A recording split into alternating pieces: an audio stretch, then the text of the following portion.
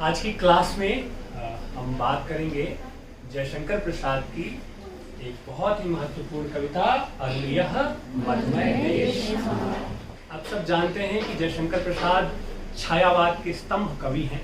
बहुत ही विपुल साहित्य है जयशंकर प्रसाद का। बहुमुखी प्रतिभा के धनी साहित्यकार थे जिन्होंने कविता में भी, कहानी में भी, नाटक में भी, उपन्यास में भी साहित्य को बहुत समृद्ध किया, बहुत कुछ रचा, बहुत कुछ लिखा और विशेष तौर पे कविता, नाटक और कहानी में उनका विशेष योगदान है। जयशंकर प्रसाद की यह कविता जो हम पढ़ेंगे, यह कविता उनके नाटक का एक गीत है, ठीक है। और नाटक है चंद्रगुप्त, जो नाटक प्रकाशित हुआ था 1931 में। उस नाटक यह कविता संग्रहित है और आज उसी कविता को हम क्लास में पढ़ेंगे। जयशंकर प्रसाद का आगमन एक ऐसे समय में हुआ जब देश में राष्ट्रीय आंदोलन का स्वर जो था वह धीरे धीरे तेज होता जा रहा था। आप याद करें, भारतेंदु हरिश्चंद्र के युग से ही, आधुनिक काल से ही अंग्रेजी हुकूमत के खिलाफ जो शोषण कर रहे थे, अंग्रेजी साम्राज्यवादी जो नीतियां थी भारतीय लोगों के खिलाफ, तो उसको लेकर के स्वर धीरे धीरे उठने लगे थे और देश की जनता में धीरे धीरे इस शोषण और इस गुलामी से मुक्ति की आकांक्षा जो थी वह धीरे धीरे पल्लवित होने लगी थी। आप भारतेंदु युग की कविताओं में भी देखें कि कवियों ने कैसे उस राष्ट्रीय स्वतंत्रता आंदोलन को जागृत करने का प्रयास किया। युग में मैथिली शरण गुप्त ने उसे और प्रवाह दिया और छायावाद के दौर में जयशंकर प्रसाद, सूर्यकांत त्रिपाठी निराला और अन्य छायावादी जो कवि थे, उन्होंने इस स्वतंत्रता प्राप्ति की जो राष्ट्रीय भावना थी, उस राष्ट्रीय भावना को और आगे लेकर के जयशंकर प्रसाद ने अपनी कविताओं में और अपने नाटकों में अतीत का गौरवगान किया है। राष्ट्रीय जागरण की जो भावना थी उसको जन जन में स्थापित करने का प्रयास किया है।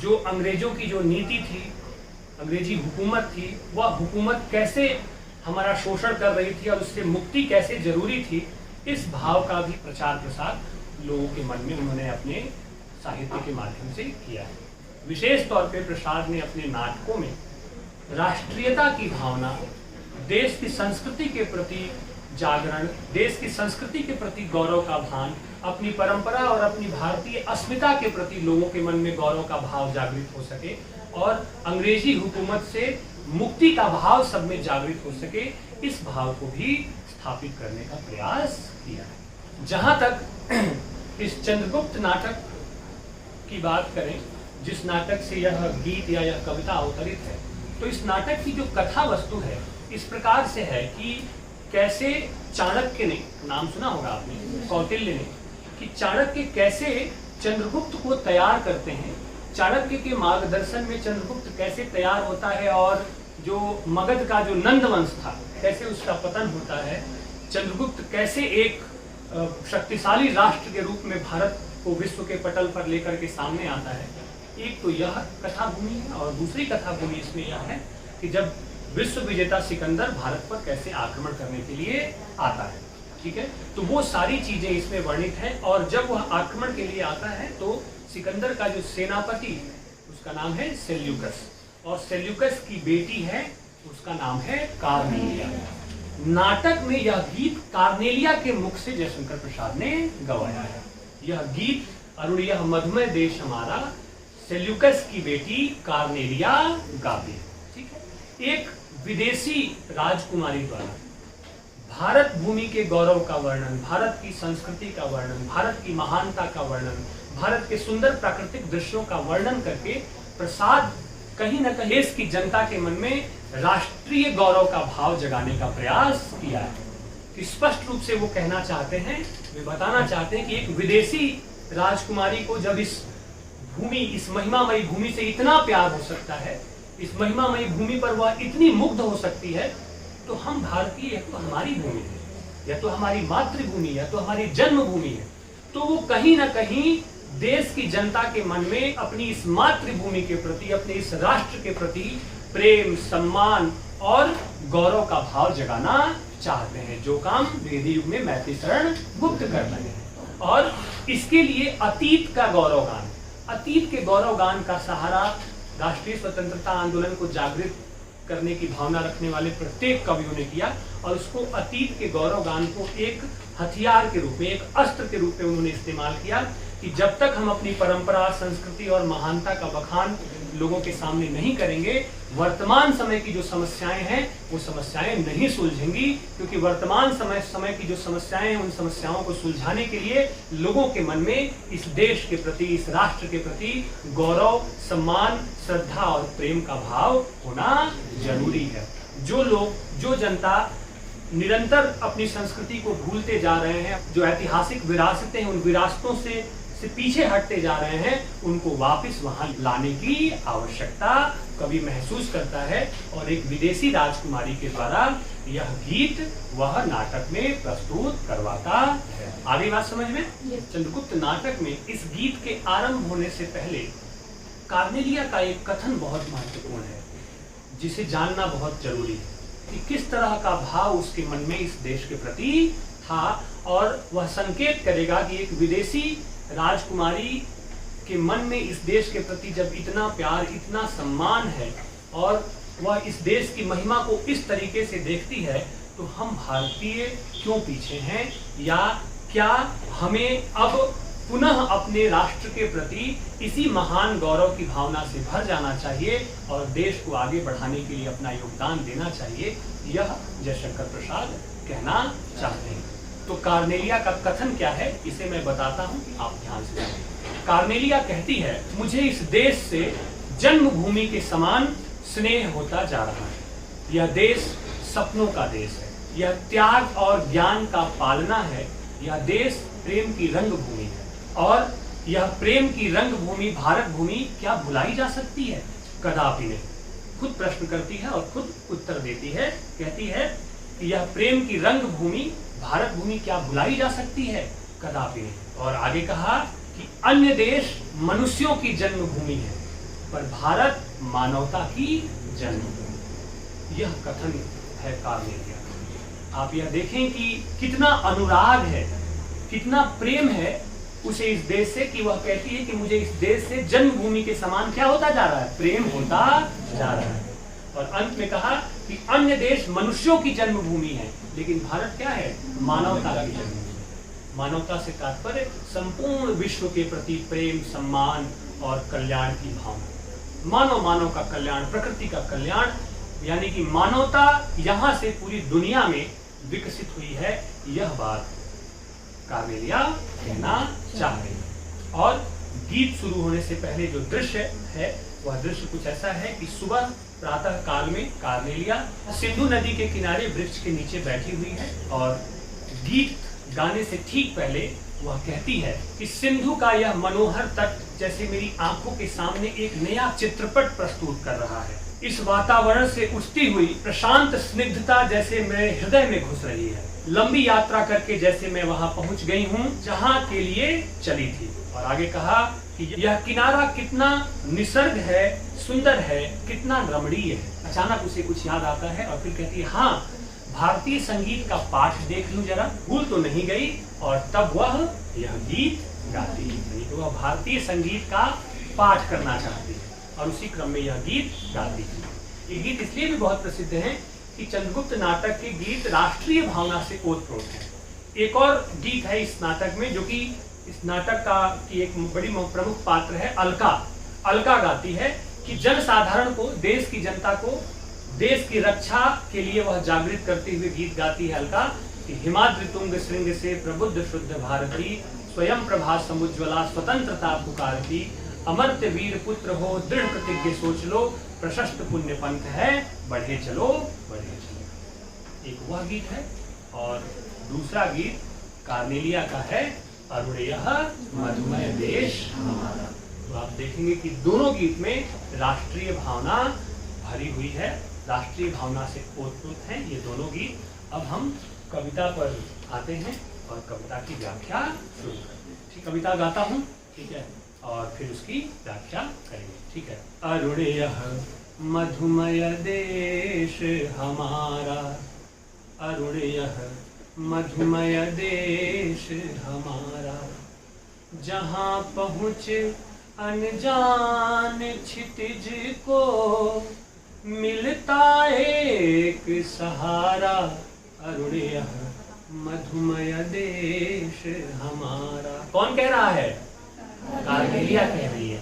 और प्रातः काल की बेला है, सूर्य आसमान में अपनी लालिमा बिखेरते हुए बाहर आ रहा है। और इस दृश्य को देखते हुए कार्मेलिया कहती है, अरुण यह मधुमय देश हमारा। ठीक है कि प्रातः काल की बेला में अरुणिमा चारों तरफ फैल रही है, लालिमा, सूर्य की लालिमा चारों तरफ फैल रही है। और यह दृश्य इतना मनोहर है कि उसे देखकर वह कहती है कि अरुण के रंग से रंगा हुआ, अरुणिमा से सुसज्जित यह प्यारा देश किसका है? हमारा है। यानी कि वह इस देश के प्रति अपना प्यार प्रकट करती है और उसे अपनेपन के भाव से कहती है कि इतना सुंदर देश किसका है? हमारा है, हम सबका है। सामान्य अर्थ में। लेकिन अरुण, सूर्य किसका प्रतीक है? ज्ञान का प्रतीक है, अंधेरा मिटाने का प्रतीक है। तो कवि ने यह भी बताने की कोशिश की, इसका विशेषार्थ यह है कि पूरी दुनिया में ज्ञान की रोशनी अगर कहीं से फैली तो वह देश कौन था? भारत। पूरी दुनिया को योग का, अध्यात्म का, ज्ञान का, ठीक है, संस्कृति का, मानवता का पाठ अगर किसी ने पढ़ाया तो वह देश कौन था? भारत।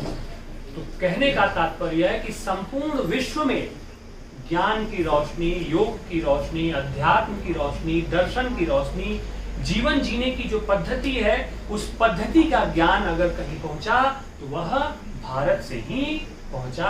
भारत ही वह देश है जिसने संपूर्ण विश्व को अपने ज्ञान से चकित किया, अपने ज्ञान से सबका मार्गदर्शन किया। और वह मधुमय देश हमारा, मधुमय मतलब आकर्षक, सुंदर, प्यारा देश हमारा है। और प्यारा सिर्फ इसलिए नहीं है कि यहाँ की प्राकृतिक छटाएं बहुत सुंदर है, प्राकृतिक दृश्य तो है ही बहुत सुंदर। इतना महान और समृद्धशाली देश होते हुए भी भारतीय संस्कृति के मूल में क्या है? विनम्रता है, प्रेम है, करुणा है, विश्व बंधुत्व की भावना है सभी के लिए।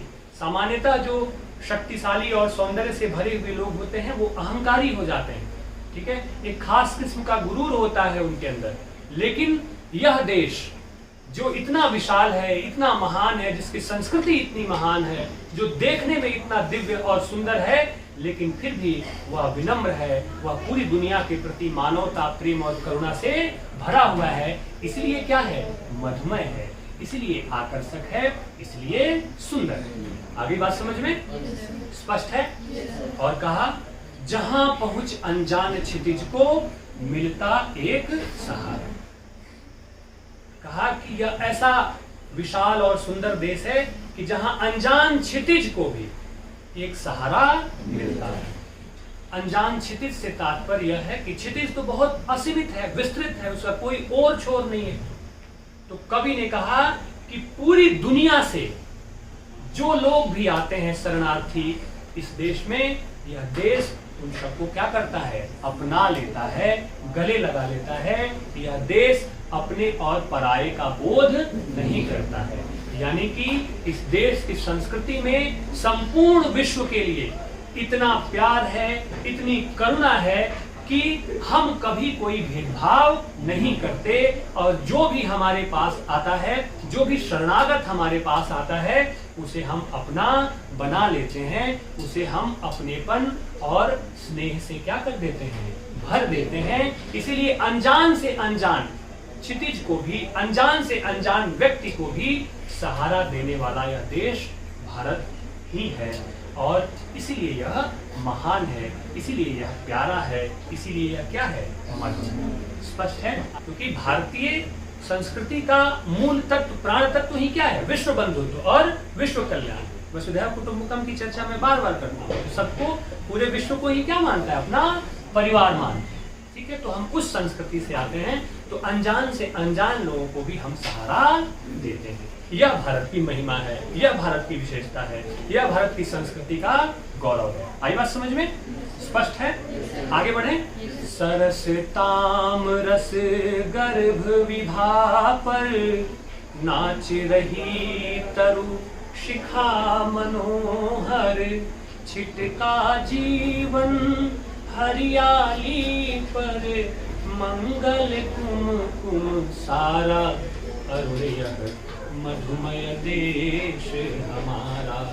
कवि ने बहुत सुंदर ढंग से प्राकृतिक सौंदर्य का चित्रण किया है और बताया है कि कैसे प्रातः काल होते ही संपूर्ण पृथ्वी में, संपूर्ण प्रकृति में एक नई ऊर्जा का संचार हो जाता है। समस्त प्रकृति, पेड़ पौधे, जीव जंतु, फूल पत्तियां सब जाग उठती हैं। और कहा सरस तामरस गर्भ विभाग। तामरस कहते हैं कमल, ठीक है, कि अरुणिमा सूर्य की जब लालिमा लिए हुए जो किरणें होती हैं, ठीक है, वह किरणें जब सरोवर में खिलते हुए कमल के ऊपर जब पड़ती है तो वह दृश्य बहुत ही सुंदर होता है। कमल की आभा को कई गुना यह सूर्य की जो लालिमा है वह बढ़ा देती है। कमल का सौंदर्य कई गुना बढ़ जाता है। और नाच रही तरु शिखा मनोहर। और सूर्य की ये जो किरणें, ठीक है, तरु कहते हैं पेड़ों को, पेड़ की जो सबसे ऊंची शाखा होती है, उस सबसे ऊंची शाखा पर जब सूर्य की जब यह किरणें पड़ती हैं तो क्या होता है, शाखाओं पर, पूरी पत्तियों पर एक लालिमा, ठीक है ना, एक सौंदर्य क्या होता है, बिछ जाता है, ठीक है। और फिर क्या होता है, नाच रही तरु शिखा मनोहर, कैसे वह ऊपर की जो पत्तियां हैं, ठीक है, वह कैसे नाच रही होती हैं जब सूर्य की किरणें पेड़ की सबसे ऊपरी शाखा पर अपनी पूरी लालिमा बिखेर देती है। और जब हवा चलती है तो वो हवा चलने से क्या है, पत्तियां हिलती डुलती हैं और उन पत्तियों पे सूर्य की रोशनी बिखरी होती है। तो ऐसा लगता है कि पेड़ की शाखाओं पर यह जो सूर्य की रोशनी है वह क्या कर रही है, नृत्य कर रही है, नाच रही है। स्पष्ट है, आई बात समझ में? तो तात्पर्य यह है कि एक तरफ सूर्य की किरणें कमल पर पड़कर उसका सौंदर्य बढ़ा देती हैं, उसकी आभा बढ़ा देती हैं। प्रातःकालीन सौंदर्यपूर्ण दृश्य का चित्रण किया है कि प्रकृति में कितना सौंदर्य बिखर जाता है सुबह सुबह। तो एक तरफ कमल के ऊपर पड़ने वाली सूर्य की रोशनी से कमल की आभा कितनी सुंदर बढ़ जाती है। तालाब में खिले हुए कमल पे जब सूर्य की रोशनी पड़ती है, लालिमा युक्त रोशनी, तो वह दृश्य कितना सुंदर होता है। एक तरफ उसका वर्णन किया और दूसरी तरफ पेड़ की सबसे ऊंची शाखाओं पर जब यह रोशनी फैल जाती है तो पत्तों पे कैसे रोशनी यह बिखर जाती है। और जब हवा चलती है तो वो पत्ते क्या हैं, हिलते डुलते हैं। ऐसे में लगता है कि सूर्य की यह लालिमा युक्त रोशनी पेड़ की सबसे ऊंची चोटी पर पहुंचकर क्या कर रही है। दृश्य की कल्पना आप कर लीजिए, ठीक है, कि रोशनी बिखरी हुई है और पत्ते क्या हो रहे हैं, हिल रहे हैं। तो ऐसे लगता है कि पत्ते नहीं हिल रहे हैं बल्कि सूर्य की रोशनी वहां पहुंचकर निर्भर कर रही है। स्पष्ट है, कोई दिक्कत तो नहीं है। और कहा छिटका जीवन हरियाली पर, मंगल कुमकुम सारा, अरुण यह मधुमय देश हमारा। आगे कहा कि छिटका जीवन हरियाली पर। भारत क्या है, कृषि प्रधान देश है और यहाँ चारों तरफ हरियाली ही हरियाली। तिरंगा के 3 रंगों में एक रंग क्या है, हरा है, ठीक है। और यह हरापन, यह रंग देश की समृद्धि और खुशहाली का प्रतीक है। याद करिए, नीलांबर परिधान हरित पट पर सुंदर। मैथिली शरण गुप्त भी कहते हैं कि माँ भारती ने क्या किया है, हरियाली रूपी चुनरी को ओढ़ा। तो शस्य श्यामला धरती है हमारी, ठीक है। और उस हरियाली पर जब सूर्य की रोशनी, लालिमा युक्त रोशनी जब उस हरियाली पे बिखर जाती है तो ऐसा लगता है कि कुमकुम, ठीक है, छिटका जीवन रूपी हरियाली पे ऐसा लगता है कि सूर्य की यह रोशनी, लालिमा युक्त जो रोशनी है, मंगलमयी कुमकुम के समान है। कुमकुम किसे कहते हैं, लाली कहते हैं, लालिमा को कहते हैं। तो कवि ने कहा भारत की हरियाली पर जब सूर्य की रोशनी पड़ती है, लालिमा युक्त रोशनी पड़ती है, तो ऐसा लगता है कि सूर्य ने मानो भारतीय लोगों के जीवन रूपी हरियाली पर अपना सारा मंगल कुमकुम छिटका दिया है, सारी लालिमा बिखेर दी है। आई बात समझ में? और जीवन हरियाली, यहाँ पे हरियाली के साथ साथ जीवन रूपी हरियाली का भी जिक्र कवि ने किया है कि भारतीय लोगों का जो जीवन है वो बहुत समृद्ध है, सोने की चिड़िया हमें ऐसे ही नहीं कहा गया है। और हम समृद्ध इसलिए हैं कि हम परिश्रमी लोग हैं। हम अपनी मेहनत से, परिश्रम से बंजर भूमि को भी क्या कर देते हैं, हरा भरा बना देते हैं। तो कवि यह कहना चाहता है कि भारत के लोग इतने परिश्रमी हैं कि वह बंजर भूमि को भी हरा भरा बना देते हैं, हरा भरा बनाने की क्षमता रखते हैं। और उनकी जीवन रूपी हरियाली पर मांगलिक कुमकुम का छिटकना, अर्थात भारत की समृद्धि में मंगल की भावना निहित है। हमारी समृद्धि मंगल भाव से, कल्याणकारी भाव से भरी हुई है। हमने अपनी समृद्धि में मंगल भावनाओं को छिपा रखा है कि हम समृद्ध हो रहे हैं ताकि हम मंगल कर सकें, कल्याण कर सकें, दूसरों की मदद कर सकें। और यह जो दृश्य है, यह दृश्य सिर्फ भारत की हरियाली, कृषि की हरियाली पर छिटका हुआ कुमकुम नहीं है, बल्कि जीवन रूपी जो हरियाली है हमारी भारतीय लोगों की, उसके ऊपर भी यह मंगलमयी कुमकुम जो है, ऐसा लग रहा है कि सूर्य ने बिखेर दिया है, सूर्य ने छिटका दिया है। स्पष्ट है? आई बात समझ में? आगे बढ़े। बोर हो रहे हैं क्या आप लोग? कठिन तो नहीं हो रहा है? मुझे लग रहा है कि बहुत सामासिकता बहुत है इस कविता में। एक एक पंक्ति के को बहुत विस्तार से बताने की जरूरत है। अब सिर्फ छिटका जीवन हरियाली पे कह देने से बात नहीं बनने वाली है, तो उसके अर्थ संदर्भ को जाना है। मुझे लगता है कि आसान लग रहा होगा आप लोगों को, लग रहा है कि नहीं? समझ में आ गया ना? आगे बढ़े।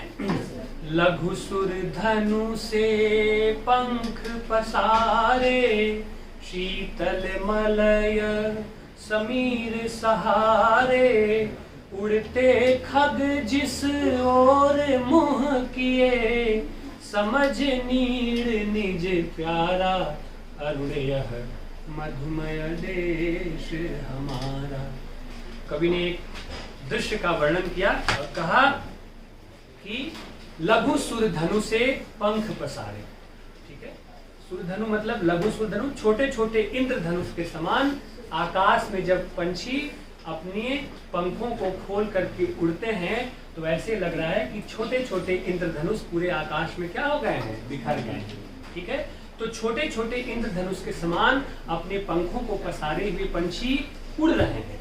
और कहाँ उड़ रहे हैं, किस ओर उड़ रहे हैं, यह देखिए। ईतल मलय समीर सहारे, कि पूरे आसमान में एक दृश्य देख रहा है, कि आसमान में कवि एक दृश्य देख रहा है जिस दृश्य में छोटे छोटे जो खग हैं, पंछी हैं, वो क्या कर रहे हैं, अपने पंखों को फैलाए हुए उड़ रहे हैं। और वह दृश्य ऐसा लगता है कि इंद्रधनुष के समान वो दिखाई दे रहे हैं, छोटे छोटे इंद्रधनुष के समान। और कहाँ उड़ रहे हैं, शीतल मलय समीर सहारे। ठीक है, कहा गया है कि जो मलय पर्वत है भारत में, तो वहां पे चंदन के पेड़ काफी हैं, तो उससे सुगंधित हवाएं आती हैं, ठंडी ठंडी और सुगंधित हवाएं आती हैं। तो पंछी किसकी तरफ, उन हवाओं का आश्रय लेकर, उन हवाओं को महसूस करते हुए, उसकी सुगंधी को महसूस करते हुए उसकी तरफ क्या कर रहे हैं, उड़ रहे हैं। उड़ते खग जिस ओर मुंह किए, समझ नीड़ निज प्यारा। और खग जो है, पंछी जो है, वह अपना घोंसला समझकर, अपना घर समझकर उस तरफ उड़े जा रहे हैं। किस तरफ उड़े जा रहे हैं, जिस तरफ से सुगंधित और ठंडी हवाएं आ रही। आई बात समझ में? सामान्य भाव। विशेषार्थ में कवि यहाँ खग को विदेशियों के रूप में देख रहा है, विदेशियों के प्रतीक के रूप में देख रहा है, कि जो इस देश से बाहर के लोग हैं, जो विदेशी हैं, उनके लिए यह देश क्या है, इतना सुंदर है, इतना प्यारा है, इतना सुगंधित है कि लोग इस ओर मुंह किए, भारत की तरफ मुंह किए हुए आ रहे हैं। यानी कि उन्हें भरोसा है, उन्हें विश्वास है कि यह वह भूमि है जहां जाने पर हमें अपना लिया जाएगा। और कैसे अपना लिया जाएगा, जैसे पंछी, ठीक है, जैसे पंछी अपने घोंसले को अपना घर समझकर वापस लौटता है, वैसे ही उन विदेशियों को भी लगता है कि अपने घर की तरह हम इस भारत में क्या कर लिए जाएंगे, अपना लिए जाएंगे, हमारे साथ कोई भेदभाव नहीं होगा। ये बात आप शुरू में भी इस कविता में देख चुके हैं। और चंदन के समान जो सुगंधी जो आ रही है, वह सुगंधी भारतीय संस्कृति की है, भारतीय परंपरा की है। इसमें प्रेम का सुगंध है, करुणा का सुगंध है, दया और मानवता का सुगंध है, जिसे देख करके विश्व के अन्य देशों के लोग इस तरफ खींचे हुए चले आते हैं। आगे बात समझ में अब स्पष्ट है ना? आगे बढ़े।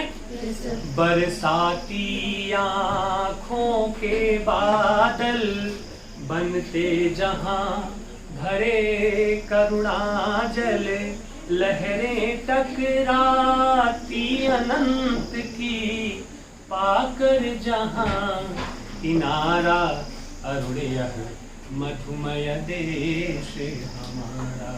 कवि ने कहा बरसाती आंखों के बादल बनते जहां भरे करुणा जल। जिस प्रकार वर्षा ऋतु में जलती हुई धरती तृप्त हो जाती है, शांत हो जाती है, शीतल हो जाती है और प्रकृति के समस्त जीव जंतुओं की प्यास जो है वह बुझ जाती है, ठीक है, उसी प्रकार भारत के लोगों के हृदय में भी करुणा, दया और प्रेम के जल विराजमान होते हैं। और जैसे ही हम भारतवासी, हम भारत के लोग किसी व्यक्ति को दुख में देखते हैं, परेशानी में देखते हैं, कष्ट में देखते हैं, हमारे हृदय में जो करुणा का जल है वह हमारी आंखों में प्रवाहित हो जाता है, आंसू बनकर निकल जाता है। तात्पर्य यह है कि हम भारत के लोग अत्यंत दयालु, करुणावान होते हैं और दूसरे के दुख को भी अपना दुख समझकर उसके दुख में शामिल होते हैं। यह भारतीय लोगों की विशेषता होती है कि हम कितने करुणावान, दयावान होते हैं, क्योंकि हमारी संस्कृति में, हमारे जीवन मूल्य में मानवता ही वह तत्व है जो हमें बड़ा बनाता है और हमें महान बनाता है। याद करिए कार्नेलिया का कथन, शुरू में ही वह कहती है कि अन्य देश मनुष्यों की जन्मभूमि है लेकिन भारत मानवता की जन्मभूमि है। तो हम इतने परम मानवीय हैं कि हमसे लोगों का कष्ट देखा नहीं जाता और हम उनके दुख में शामिल हो जाते हैं। जैसे बादल जब जलती हुई, तपती हुई धरती और प्यास से तड़पते जीव जंतुओं को देख करके अपना जल बरसाने लगता है, करुणा रूपी जल बरसाने लगता है, वैसे ही हम दुख से पीड़ित, तप्त और परेशान लोगों को देखकर अपनी करुणा का जल बहाने लगते हैं और उनके सहयोग के लिए, उनकी मदद के लिए हमारे हाथ खुद ब खुद आगे बढ़ जाते हैं। आगे बात समझ में। और कहा लहरें टकराती अनंत की पाकर जहां किनारा, जहां अनंत की लहरें, अनंत सागर की लहरें जहां आकर सहारा पाती हैं, वह देश कौन सा है? भारत है। यहाँ लहरों का इस किनारे पर आकर सहारा प्राप्त करने का संदर्भ बहुत बड़ा है बच्चों। तो सागर, महासागर कितना अनंत है, कितना विशाल है, कितना बड़ा है। तो उन महासागरों की थकी हारी जो लहरें होती हैं, वे लहरें भी आकर भारत के किनारे पे ही क्या करती हैं? सहारा पाती हैं, विश्राम पाती हैं। तात्पर्य यह है कि भारत भूमि जो है यह अहिंसा और शांति की भूमि है, प्रेम की भूमि है। पूरी दुनिया में भारत की जो छवि है एक शांति दूत की है, एक शांति प्रिय देश की है। तो पूरी दुनिया का जो भूचाल है, पूरी दुनिया का जो भवंडर है, जो संघर्ष है, जो लड़ाई है, जो खींचतान है, उस खींचतान को नियंत्रित करने में भारत भूमि क्या करती है? मदद करती है, सहारा देती है और अनंत अनंत सागर की लहरों को किनारा और सहारा देने का मतलब है कि पूरा जो यह विस्तृत संसार है, विस्तृत दुनिया है, उस विस्तृत दुनिया के लिए भारत की भूमि सहारा बनती है, शांति का संदेश देती है, प्रेम का संदेश देती है और पूरी दुनिया से कलह, कलेश इत्यादि इन चीजों को मिटाकर वह पूरी दुनिया को एक शांतिपूर्ण अवस्था में यह देश देखना चाहता है। यही हमारी मूलभूत मान्यता है और यही हमारी मूलभूत संस्कृति है। इसलिए कहा कि अनंत की लहरें भी आकर यहाँ सहारा पाती हैं, यानी कि इस विश्व को भी हम सहारा देते हैं। आई बात समझ में? क्योंकि युद्ध का, उन्माद का कहीं कोई परिणाम नहीं आता है सकारात्मक। युद्ध में हमेशा हार मानवता की होती है और भारत उस मानवता को बचाए रखना चाहता है। आगे बात समझ में स्पष्ट है। अंतिम पंक्ति, हेम कुंभ ले उषा सवेरे, भरती ढुलकाती सुख मेरे, मदिर ऊंघते रहते जब जग, कर रजनी भर तारा, अरुण यह मधुमय देश हमारा। हेम कुंभले उषा सवेरे। हेम कुंभ कहते हैं सोने के घड़े, उषा सवेरे पहली पंक्ति में देखिए। तो उषा रूपी जो नायिका यहाँ मानवीकरण किया है, तो ऐसा लगता है कि उषा रूपी जो नायिका है, ठीक है, सोने के घड़े। अब सोना का घड़ा क्या है? सूर्य की रोशनी है, ठीक है। ऐसा लगता है कि उषा रूपी नायिका ने सूर्य की रोशनी रूपी सोने के समान घड़े को ढुलका दिया है। सूर्य की रोशनी को घड़े में भरकर जो सोने के समान है, सुबह सुबह उसे क्या कर दिया है? ढुलका दिया है। और उसकी रोशनी सब पर क्या हो रही है? बिखर रही है।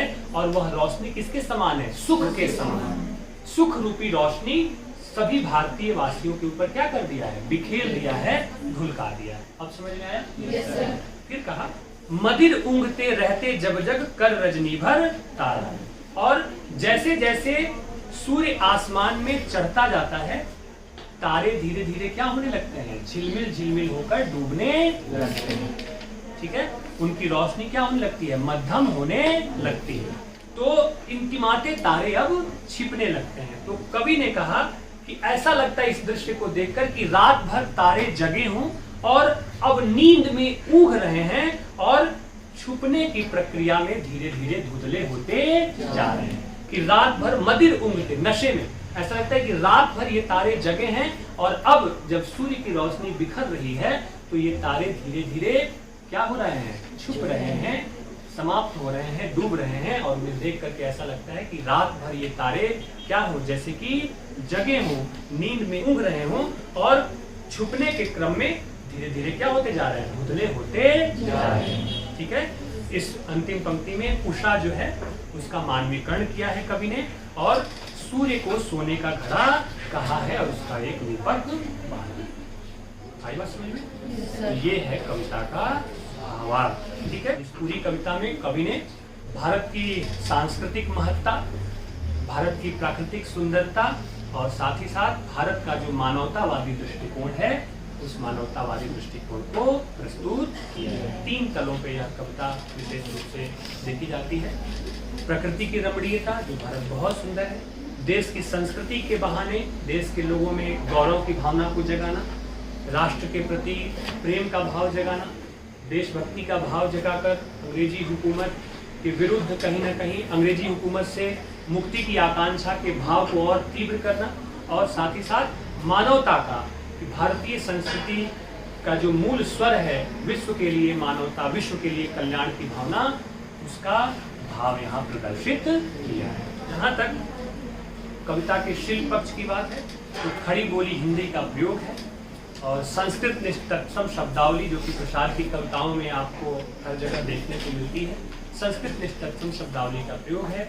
अनुप्रास, रूपक, उपमा और मानवीकरण अलंकारों का भी प्रयोग इस कविता में कवि ने किया है, ठीक है। और साथ ही साथ इस कविता में गीतात्मकता और प्रतीकात्मकता और बिंबात्मकता के गुण मौजूद हैं। और कविता का मूल जो ध्येय है, मूल जो संदर्भ है, वह यह है कि कार्नेलिया, एक विदेशी स्त्री राजकुमारी के माध्यम से वह इस देश की महिमा का वर्णन कर रहा है, देश के सौंदर्य का वर्णन कर रहा है।